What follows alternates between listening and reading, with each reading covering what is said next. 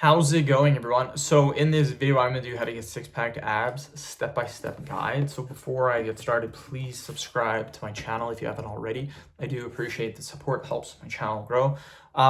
So obviously six-pack, you wanna have a good diet. You wanna be a lower body fat percentage, a low body fat percentage. But there are a couple other things that you can do to really get good six-pack abs. Obviously, they'll do body weight ab movements, they'll do weighted ab movements. There's one exercise that I've never seen anyone do inside the gym, and it works really, really well for your abs. All you do is you get a dumbbell or a plate, you grab it, you lift it directly overhead, and you hold it for 1 minute.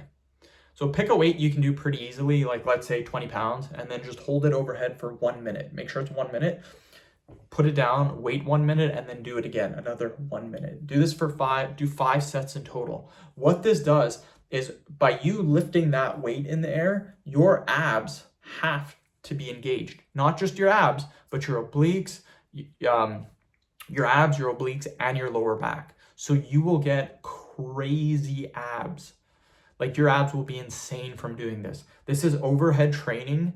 A lot of strongmen do overhead training, and their abs are insane. Like I've seen shredded strongmen just because they don't even train their abs. They just do a ton of overhead lifting, a lot of overhead lifting, and their abs are absolutely shredded. That's kind of where I got the idea from. And I've been doing that probably for the last 3 years, just lifting weight overhead. I can do a lot. I can lift a lot of weight overhead and hold it.